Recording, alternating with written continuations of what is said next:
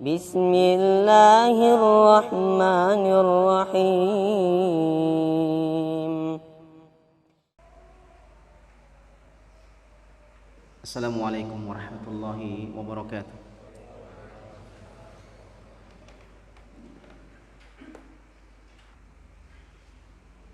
Kaum muslimin sidang Jumat rahimani wa rahimakumullah. Semoga Allah Subhanahu wa taala senantiasa memberikan kebaikan kepada kita, karena dialah yang telah memberikan nikmat, karunia, pemberian yang tidak bisa kita hitung. Allah berfirman, wa in ta'uddu ni'matallahi la tuhsuha. Kalau kalian ingin menghitung nikmat Allah, maka kalian tidak akan mampu untuk menghitungnya. Allah Subhanahu wa taala memberikan nikmat setiap saat, setiap hari, setiap jam, bahkan setiap detik. Nikmat itu selalu kita rasakan, telah kita rasakan, sedang kita rasakan, dan terus Allah akan memberikan kita nikmat. Rezeki kita akan terus diberikan hingga ajal menjemput kita. Maka saya mengajak kepada seluruh hadirin untuk kita bersama-sama bersyukur kepada Allah Subhanahu wa taala. Kesyukuran kita terhadap nikmat akan menambah nikmat semakin banyak dan akan bertahan sampai waktu yang dikehendaki Allah Subhanahu wa taala. Namun pengingkaran kita kepada nikmat, menganggap bahwa nikmat itu hasil usaha kita tanpa menyandarkan kepada Allah Subhanahu wa taala, maka ini adalah kekufuran terhadap nikmat Allah Subhanahu wa taala. Kekufuran kita terhadap nikmat akan menghilangkan nikmat yang sudah Allah berikan atau mungkin menguranginya. Allah berfirman di dalam Al-Qur'an, la in syakartum la azidannakum. Kalau kalian mensyukuri nikmat, aku akan tambah nikmat yang sudah aku berikan kepada kalian. Tetapi jika kalian mengingkarinya, sesungguhnya azabku sangat pedih. Jamaah kaum muslimin yang saya hormati dan saya muliakan. Kemudian salah satu dari bentuk nikmat Allah Subhanahu wa taala, kita dijadikan seorang muslim, menjadi orang-orang yang senantiasa berada di dalam kebaikan, mencontoh perilaku akhlak Nabi Muhammad sallallahu alaihi wasallam. Nabi kita Muhammad sallallahu alaihi wasallam bersabda di dalam hadis yang sahih. Kata Nabi sallallahu alaihi wasallam, "Innama bu'itsu liutammima makarimal akhlak." Aku ini hanyalah diutus oleh Allah Subhanahu wa taala untuk memperbaiki akhlak manusia. Maka diutusnya Nabi Muhammad sallallahu alaihi wasallam harusnya menjadikan kita kaum muslimin semakin memiliki etika yang baik, berakhlak di dalam berbicara, berakhlak di dalam berinteraksi dengan orang lain, berakhlak kepada Allah Subhanahu wa taala, berakhlak kepada kedua orang tua, bahkan berakhlak terhadap binatang sekalipun. Inilah ajaran Islam yang sempurna yang Allah Subhanahu wa taala sebutkan di dalam Al-Qur'an, "Al-yauma akmaltu lakum dinakum wa atmamtu 'alaikum ni'mati wa raditu lakumul Islam madina." Allah berfirman, pada hari ini telah kusempurnakan agama untuk kalian, dan aku telah cukupkan nikmat untuk kalian, dan aku telah ridho Islam sebagai agama kalian. Agama Islam sejak 1445 tahun yang lalu atau 1445 tahun yang lalu Allah Subhanahu wa taala telah sempurnakan, sempurna dari segala sisinya. Oleh karena itu kesyukuran kita ketika kita mengikuti ajaran Islam yang diajarkan Nabi Muhammad sallallahu alaihi wasallam, maka Allah akan mengangkat kita sebagai orang-orang yang sempurna dari segala sisi.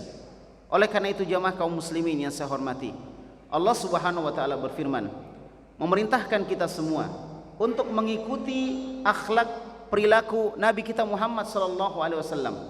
Allah Subhanahu wa taala berfirman, laqad kana lakum fi rasulillahi uswatun hasanah.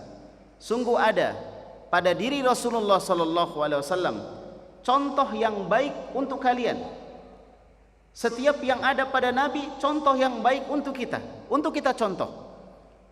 Oleh karena itu jamaah kaum muslimin, bagaimana Nabi sallallahu alaihi wasallam di dalam beliau berinteraksi dengan keluarga beliau sebagai orang yang terbaik, sebagaimana kata Nabi sallallahu alaihi wasallam dalam hadis yang sahih, khairukum li ahli wa ana khairukum li ahli. Sebaik-baik kalian adalah orang yang paling baik dengan keluarganya, dengan istrinya, dengan anak-anaknya, dan saya adalah orang yang terbaik dengan istri dan anak-anakku. Jamaah kaum muslimin yang saya hormati, oleh karena itu tidak ada satupun sisi kehidupan kecuali telah diajarkan Nabi Muhammad sallallahu alaihi wasallam. Oleh karena itu, maka Allah Subhanahu wa taala senantiasa mengaitkan antara keimanan dengan akhlak yang baik. Nabi kita Muhammad juga mengaitkan antara keimanan dan akhlak yang baik.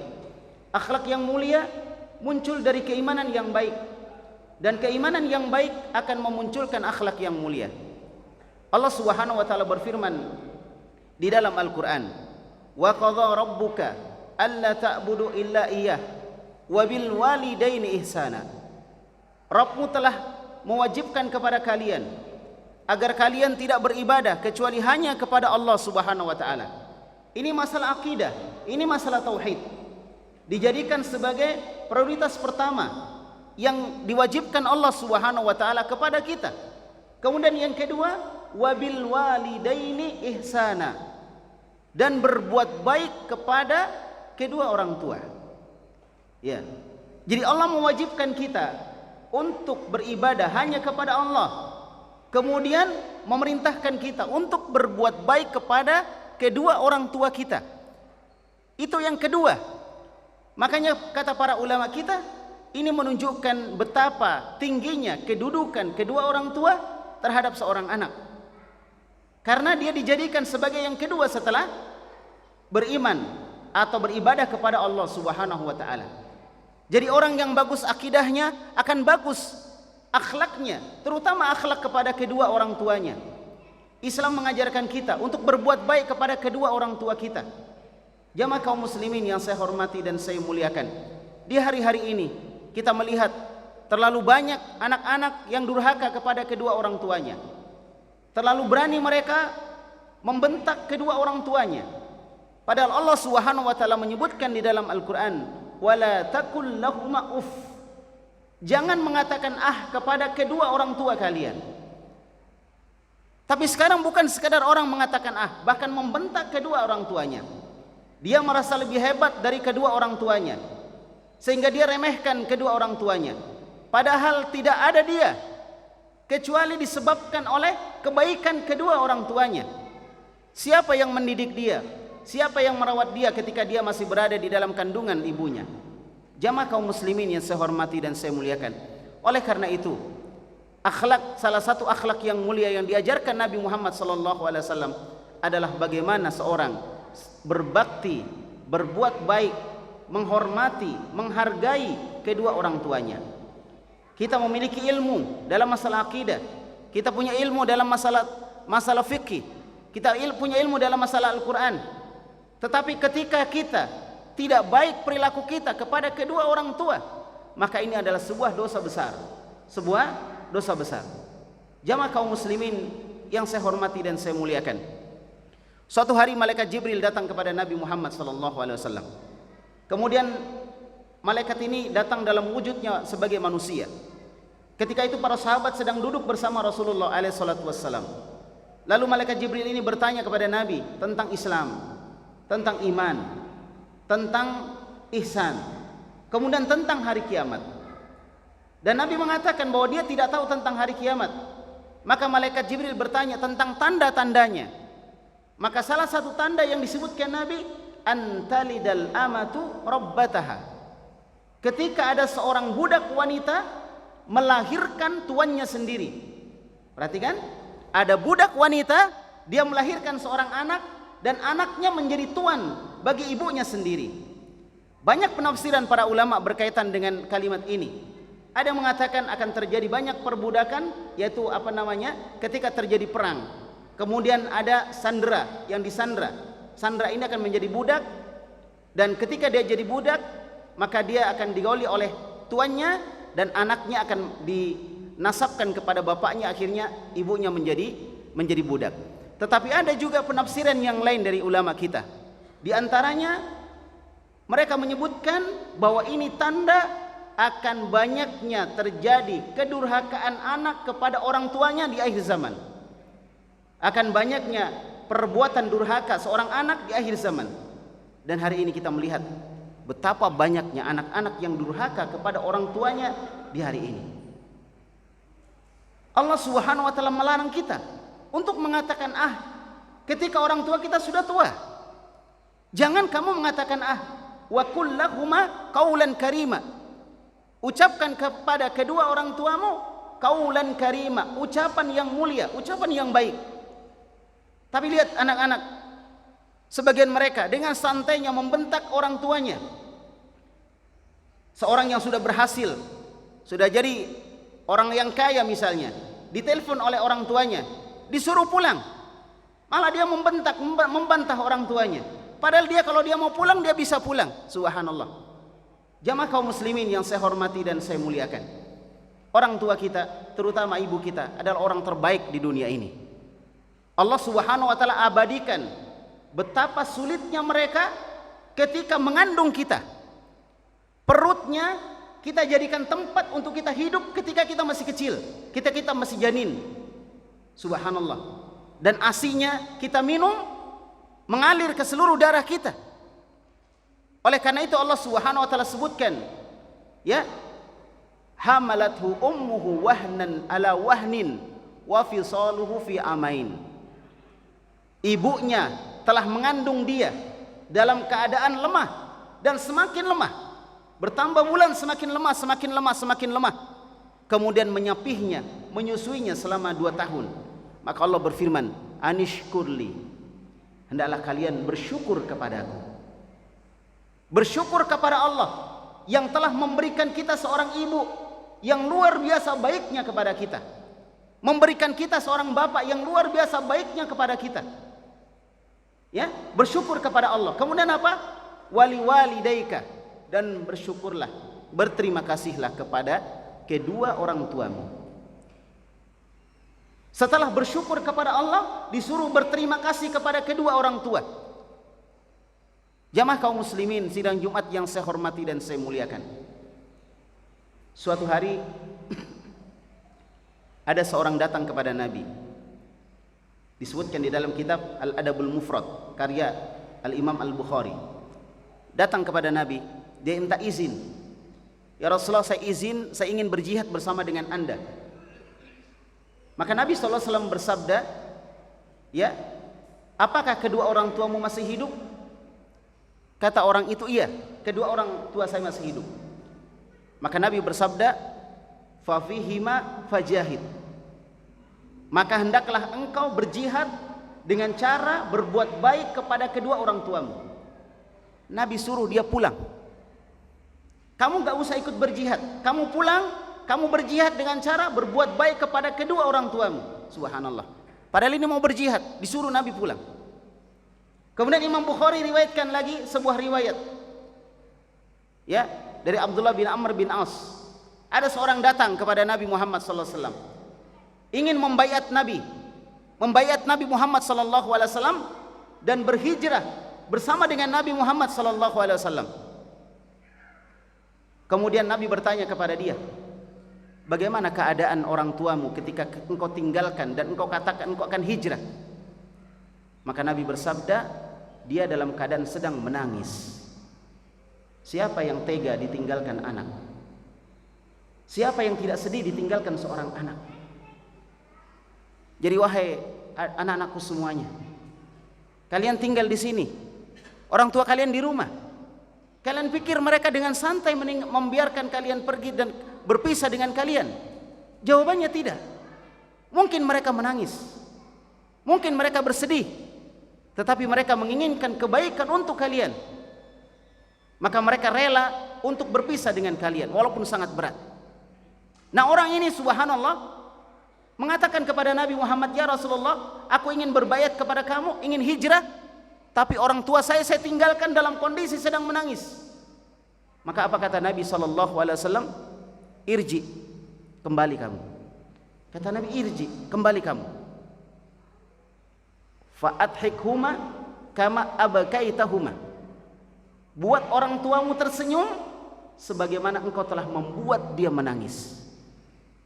Maka ini dalil yang menunjukkan tidak bolehnya seorang menyakiti hati orang tuanya atau sampai meneteskan air mata kedua orang tuanya. Jamaah kaum muslimin yang saya hormati, betapa banyak kita yang terlalu santai, terlalu gampang membuat orang tua kita bersedih. Maka salah satu hak orang tua adalah ditaati perintahnya, tidak dibantah, walaupun perintahnya tidak menyenangkan kita, selama dia bukan maksiat. Kalau maksiat tidak boleh. Tidak boleh taat kepada orang tua kalau bentuknya maksiat. Allah berfirman, "Wa in jahadaka ala an tusyrika bi ma laysa laka bihi ilm fala tutihuma wa sahibhuma fid dunya ma'rufa." Kalau orang tua kamu memaksa kamu untuk menduakan Allah Subhanahu wa taala, maka jangan ditaati, tetapi kalian harus tetap berbuat baik kepada kedua orang tuamu di dunia. Bayangkan, orang tua kita suruh kita berbuat jahat, kita tidak ikuti, tetapi kita tidak boleh membenci dia, tetap kita perlakukan dia dengan baik. Jamaah kaum muslimin, dalam hadis yang diriwayatkan oleh Imam Muslim, ada seorang datang kepada Nabi lalu berkata kepada Nabi SAW, "Man ahaqqun nasi bi husni sahabati?" Kata dia, "Wahai Rasulullah, siapa orang yang paling harus aku perlakukan dengan baik, paling aku harus temani dia?" Maka kata Nabi, "Ummuka, ibumu." Ibu itu orang yang harus kita temani, dampingi dia, harus kita kontrol dia. Kalau dia jauh, kita telepon, kita tanya keadaannya. Kata Nabi, ibumu pertama. Kemudian orang itu bertanya lagi, "Tsumma man?" Kemudian siapa lagi? Maka Nabi bersabda, "Ummuka," ibumu lagi. Kemudian ibumu lagi. Kalimat kemudian menunjukkan urutan. Kemudian siapa lagi wahai Rasulullah? Maka Nabi bilang, "Ummuka," ibumu lagi. 3 kali, Pak. 3 kali disebutkan ibu.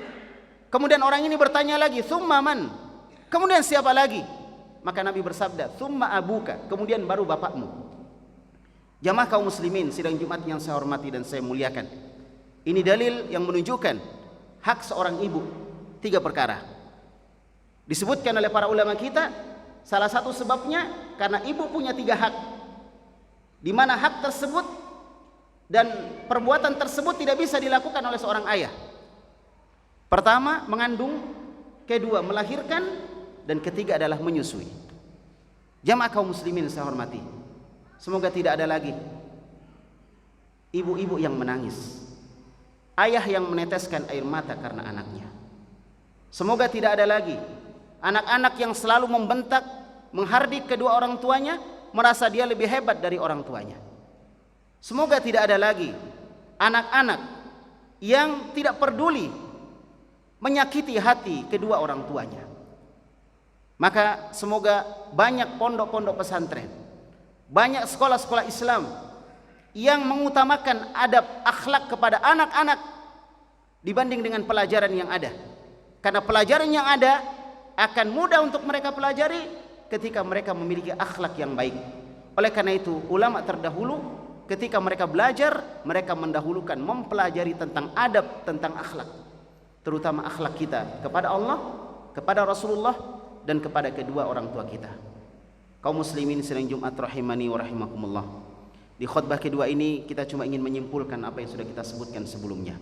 Yang pertama, bahwa Islam adalah agama yang sempurna. Kemudian yang kedua, salah satu dari kesempurnaan Islam, Islam mengajarkan seluruh aspek kehidupan manusia, di antaranya adalah tentang adab, tentang akhlak. Kemudian yang ketiga, bahwa akhlak itu berkaitan dengan keimanan. Orang yang beriman akan muncul dari akhlaknya, dan orang yang berakhlak itu bukti kebaikan dari keimanannya. Kemudian selanjutnya, faedah yang bisa kita petik adalah bahwa berbakti kepada kedua orang tua adalah akhlak yang mulia dan sangat mulia, karena dia diletakkan setelah beribadah kepada Allah Subhanahu wa taala. Kemudian selanjutnya, bahwasanya ibu adalah orang yang paling berhak kita perlakukan dengan baik. Maka wahai orang-orang yang punya pengaruh, wahai para pejabat, wahai para dokter, wahai para direktur, kalian berbuat baik kepada orang lain dengan sangat baik sekali. Tapi kenapa engkau tidak memperlakukan ibumu seperti itu? Maka perlakukanlah ibumu. Seorang dokter memperlakukan seorang pasien, merawat lukanya dengan tanpa jijik dia merawatnya. Bukankah ibunya lebih pantas untuk mendapatkan perlakuan seperti itu? Maka perlakukanlah ayahmu dan ibumu seperti itu. Semoga Allah Subhanahu wa taala menjaga kita semua, menjaga seluruh masyarakat kita dari segala keburukan, dan senantiasa memberikan kebaikan.